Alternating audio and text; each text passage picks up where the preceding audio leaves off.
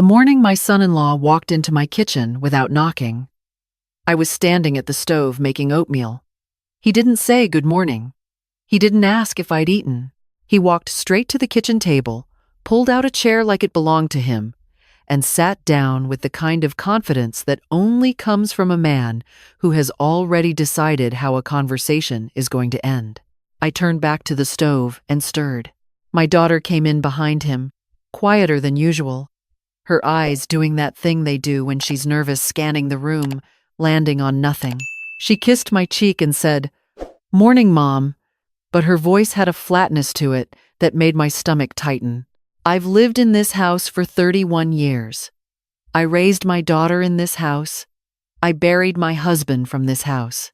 The oak tree in the backyard still has a rusted nail in it where her tire swing used to hang, and I have never once thought about removing it. This house is not just where I live. This house is the record of my life. I set 2 mugs of coffee on the table and sat across from them. My son-in-law, I'll call him Derek, because that's his name, and I see no reason to protect it, folded his hands the way men do when they've rehearsed something. He said he'd been doing a lot of thinking. He said he was worried about me. He said the house was getting to be too much for one person, and that it made more sense, financially, practically, in every way he could list, for me to consider a simpler arrangement. I asked him what kind of arrangement. He said there was a senior living community about 40 minutes away. Nice place. He'd already toured it. I put my coffee mug down. He kept talking. Said the house was worth good money in this market. Said it made no sense to have all that value just sitting here. Said my daughter agreed with him, and when he said that, she looked at the window, not at me. I'm 68 years old. I retired from teaching high school English for 32 years. I have read every manipulation tactic that has ever been committed to the page, and I recognized every single one of them sitting across from me at my own kitchen table that Tuesday morning. I did not say any of that. I said, "That's something to think about." Derek nodded, like I'd agreed to something. He said he'd also brought some paperwork, just preliminary. Nothing to sign today, just so I could look it over. He slid a manila envelope across the table. I looked at it. I didn't touch it. He said it was a financial power of attorney. Just a precaution, he said. Just so that if anything ever happened, someone could handle things efficiently. He used the word efficiently twice. I asked him who would be named in it. He said himself and my daughter, jointly. I nodded slowly. I picked up my coffee. He said I didn't need to have a lawyer look at it. Said it was standard language, the same thing everyone does, that having a lawyer involved just complicated things and cost money unnecessarily. He actually laughed a little when he said it, the way people laugh when they want you to feel foolish for considering the thing they just told you not to consider. I said, "Of course." He seemed pleased with that. What Derek did not know, what neither of them knew, was that my granddaughter Claire had called me 3 weeks earlier, on a Sunday evening, while she was driving home from work. She hadn't called to tell me anything specific. She'd called because she loved me, and she calls every Sunday. But somewhere in the middle of that conversation, she mentioned that Derek had called her father, my ex-son-in-law from my first marriage, a whole different branch of a complicated family tree, asking questions about how my estate was structured. Questions a son-in-law asks when he's planning something, not when he's simply curious. Claire is 29 years old. She passed the bar 2 years ago. She works for a firm in the city that specializes in elder law, which is not a coincidence I take lightly, because Claire watched her other grandmother get slowly relieved of her savings by a cousin with a notary stamp and a patient smile, and it shaped her entire career. After that Sunday phone call, I told her what had been happening. The comments about the house, the suggestions about assisted living, Derek's habit of arriving unannounced and walking through rooms like he was taking inventory. She listened without interrupting, which is the thing I love most about her. And then she said, "Grandma, do not sign anything without calling me first, not even a birthday card." She was joking about the birthday card. She was not joking about the rest. When Derek slid that envelope across the table, it was not the first time I had seen it. Claire had driven out the previous Saturday, and we had sat at this same table with 2 cups of tea and gone through every page together. She explained each clause in plain language. She showed me exactly which sections would give Derek the authority to make financial decisions on my behalf while I was still perfectly capable of making them myself. She showed me the language that could, in the right circumstances, be used to facilitate the sale of a property, my property, without my signature on the final transaction. She also told me what a properly drafted document would look like if someone actually had my best interests in mind. This was not that document. After Derek left that morning, I sat at the table for a long time. My daughter had stayed behind, and we were quiet together the way we sometimes are, the way mothers and daughters get quiet when there's something large between them that neither of them wants to be the first to name.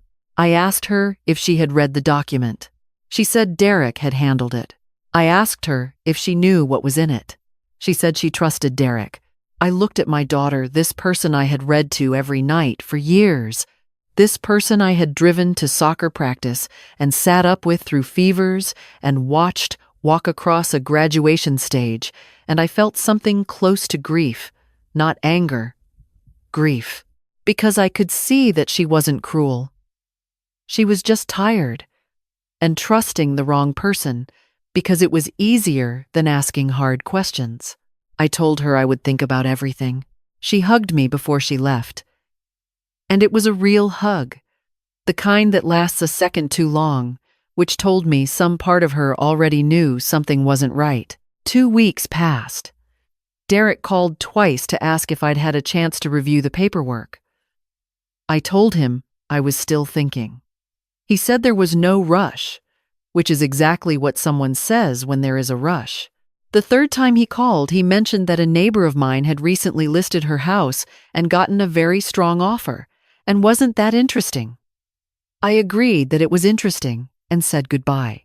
The night before our next meeting, Derek had asked to come by on a Thursday evening, said he wanted to sit down properly and work through everything together. I called Claire. She said, "I'll be there at 6. I said dinner was at 6:30. She said, "Even better." I made pot roast.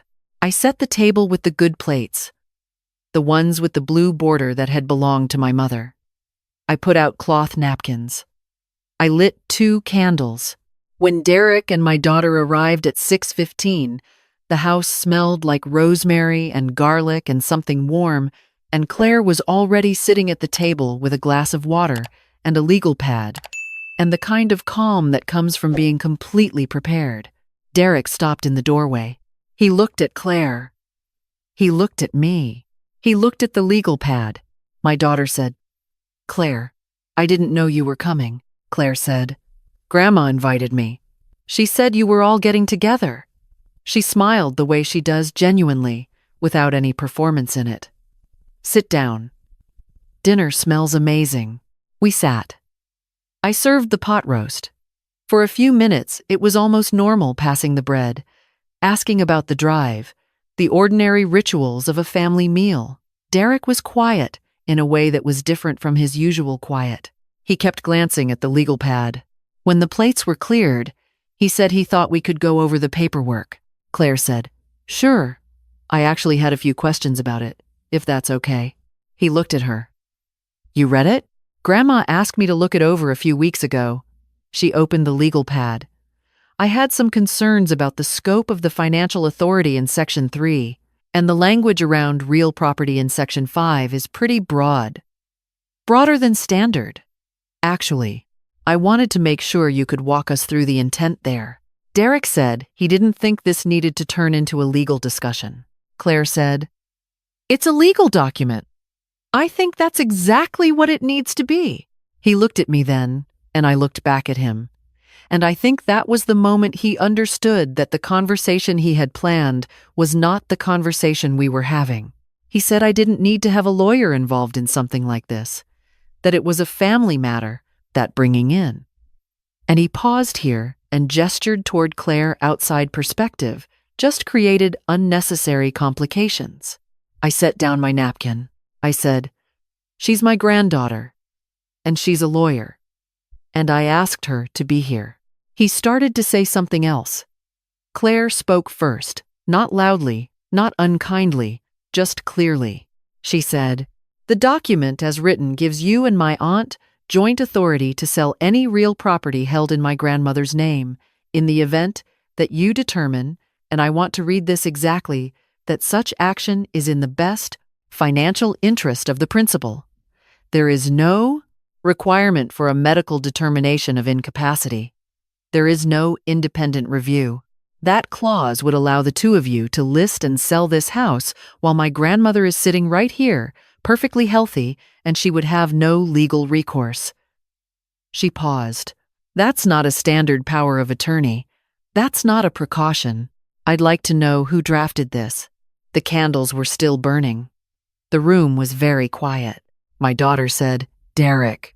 Just his name, nothing else, but the way she said it asked a whole sentence. He said the lawyer was someone he knew, someone he trusted, that this was all being mischaracterized, that Claire was making it sound like something it wasn't. Claire said she'd be happy to connect him with a copy of the State Bar's guidelines on fiduciary responsibility if that would help clarify the language. He pushed his chair back, said this was not how he expected the evening to go, said he was trying to help me, that I was going to need assistance eventually, that someone needed to be practical here, because clearly I wasn't capable of. He stopped. I think he heard himself. My daughter stood up. She said, "I think we should go." He said her name. She said, "I think we should go, Derek."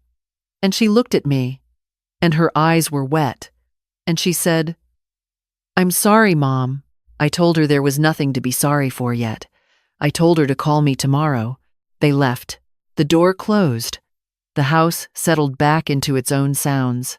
Claire stayed and helped me do the dishes, and we didn't talk much, just the quiet movements of two people who know each other's rhythms in a kitchen. After a while, she dried her hands and sat at the table and said, "You know this isn't over." I said I knew. She said, "I want you to think about updating your estate documents. I can refer you to someone good, not my firm. Conflict of interest, but someone I trust, just to make sure everything is structured the way you want it." I told her I'd already been thinking about it. She looked at me with that look she has, a little careful, a little amused. She said, "What kind of ideas?" I told her about the community garden 2 blocks away, the one the city had been trying to fund for years. I told her about the literacy program at the public library where I used to volunteer. I told her about the scholarship fund at the high school where I taught, the one that gave money every year to a first-generation college student, the one that already had my name on it in a small way and could have it in a larger way. Claire was quiet for a moment. Then she said, "That's a really good idea, Grandma." I told her I'd had a lot of time to think. What I didn't tell her, because some things you keep for yourself, some conclusions you arrive at alone in the quiet of a house you have lived in for 31 years, was that the moment Derek said, "I didn't need a lawyer," something in me became absolutely certain, not angry, not afraid. Certain. The way you get certain when someone shows you exactly who they are, and the only thing left to decide is what you're going to do with that information. I have a garden that takes real work in the spring. I have a granddaughter who calls every Sunday without fail, and a neighbor who brings me tomatoes from her yard, and a cat named Theodore, who sleeps at the foot of my bed and has never once been impressed by anything Derek has said. I have a house with an oak tree in the backyard and a rusted nail where a tire swing used to hang. I have 32 years of students who learn to read carefully and question what they're given and never sign anything they haven't understood. Derek thought he was walking into a room with a woman who didn't know the difference between a precaution and a trap. What he walked into was a lesson I'd been teaching for 3 decades. Some people hear silence and think it means yes. They hear patience and think it means weakness. They mistake calm for confusion and deliberate stillness for someone who doesn't know what's happening. I know what's happening. I have always known what's happening. My daughter called the next morning, earlier than I expected, while I was still sitting with my coffee. She talked for a long time, and I listened the way I used to listen when she was 16 and working something out in real time, circling the hard part of the thing she needed to say. Eventually, she got there. She said she hadn't known about the clause Claire had mentioned. She said she'd signed things Derek put in front of her without reading them carefully. She said she was sorry. And this time, I believed it was the full version of sorry, not the doorway version. I told her I loved her. I told her love doesn't disappear over something like this. But that trust is a different matter. And trust takes time to rebuild. And we had time. And we would use it. She was quiet for a moment. Then she said, "He drafted a document to take your house, Mom." I said I knew. She said, "What are you going to do?" I told her I was going to call the estate attorney Claire recommended. I was going to update my documents. I was going to make sure that this house, this life, this 31 years of everything that mattered to me would go exactly where I wanted it to go, and not 1 inch in any other direction. She said, "Good." I told her to come for dinner Sunday. She said she would. After I hung up, I sat with my coffee and looked out the window at the backyard. The oak tree was still bare from winter, the way it gets in March, all those empty branches against a gray sky. But if you've lived with a tree long enough, you know what's coming. You know that bare is not the same as dead. In 3 or 4 weeks, if the weather held, those branches would fill back in. They always do. I finished my coffee and went to find Claire's referral in my purse. I had documents to update. I had plans to make. I had a life that was entirely my own, and I intended to keep it that way for a very long time. The locksmith came that Friday afternoon at my request and changed every lock in the house.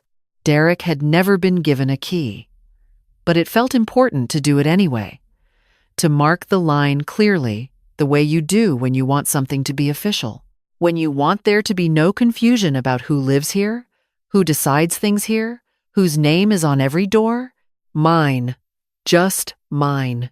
I tipped the locksmith $20, made myself another cup of tea, and sat in the afternoon light that comes through the kitchen window at that particular angle in late March, and I thought about nothing and everything all at once.